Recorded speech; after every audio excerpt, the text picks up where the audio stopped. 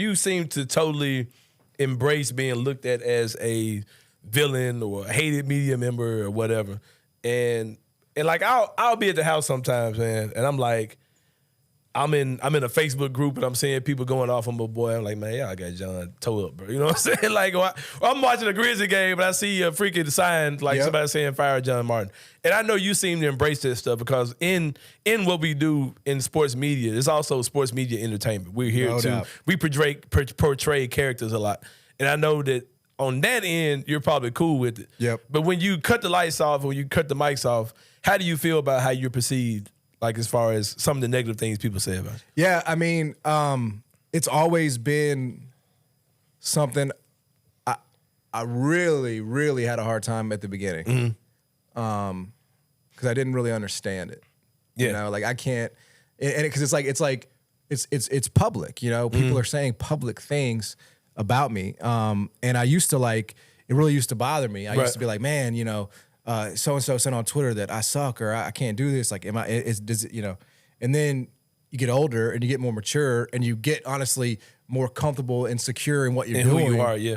And you just sort of like shrug it off, man, because what else can I do? I can't change somebody's mind. Right. You can't change somebody's mind. I mean, so me trying to sit here and, you know, waste my energy on that opinion when they ain't paying my bills. No. You know what I mean? Not even indirectly. Like, yeah, like they might actually be if they are listening just out of spite. Right. You know what I mean? Which they could be doing.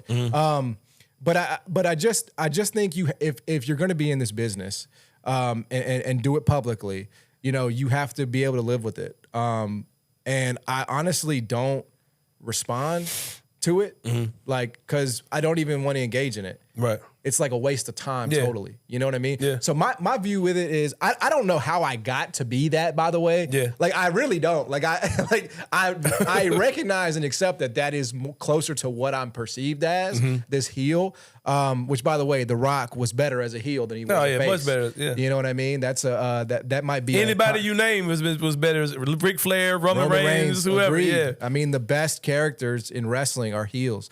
Hulk Hogan was better as a heel than the face. It's just true, you know. I mean, I wish they would have turned Cena heel for a bit. Oh, it would have been amazing. You know, but I don't intentionally try to be that. Yeah, I try to be me. Now, like you said, it's exaggerated, it's a little trumped up. You know what I'm saying? But like, I think maybe it's because I'm pretty opinionated and I'm pretty assertive. Now, I will say this: I am not like some of these media members who get on an opinion and just think, this is right. This is the way it is. Take themselves super I'm not going to listen to any other opinion. Yeah. You know, I really have tried to pride myself on, if you think I'm wrong, I'll listen to why you think I'm wrong. You know what I mean? And I reserve the fucking right to change my opinion. Right. And I might.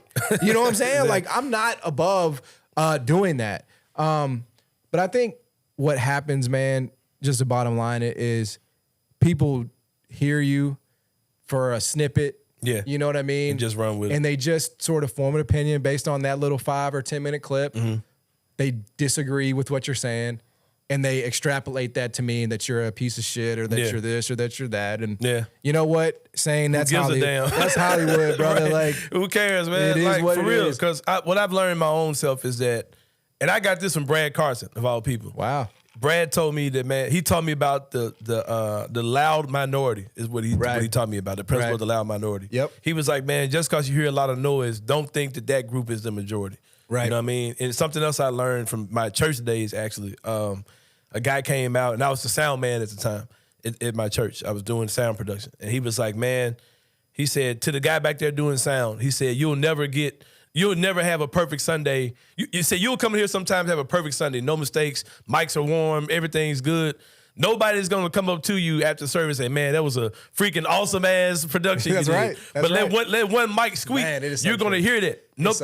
But what I took that as and what I'm doing now is there are a ton of people who plan their day around John Martin, around get up in the morning to hear you on the radio with Jason. Or whatever you're doing. Right. Or to read your columns in the Daily Memphian. Those people aren't going to get in the comments and say, yeah, another great-ass article, John. Man, you are so right. You know what I mean? But we pay attention to the dummies who have something bad to say. And there's obviously way more people who like you than dislike you. And you're right, because if that wasn't the case, I wouldn't be where I am. Right. But nobody's got you there on a charity case, man. Exactly. You know what I mean? Exactly. And like, but as humans, our minds are so warped. To that one person.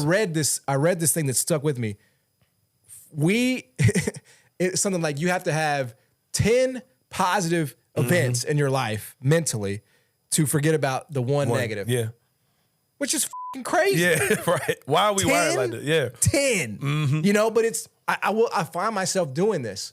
Like I'll like people will send me congratulations on the new baby. Great column, great this, great that. And I'll just like, move on. Don't even think about it. Yep. But if somebody says, dude, you are such an idiot for this, and you deserve to. I'm going to your page. I'm going to your girlfriend, your wife page, deleting tweets and shit. Yeah, it's like it's weird and backwards why we do that, but we do it, you know. And we're not perfect, it's goofy, man. bro. Because I've seen people who have said like crazy things about me, and I'm doing full research on this. Who is this guy? Where does he work? Been there, and it's so dumb, man. When you got a button on Twitter or whatever that says you're spending more time on the shit than they did. Right. So now you lose it They just got off a dumbass tweet, and then you worried about it, for sure, man.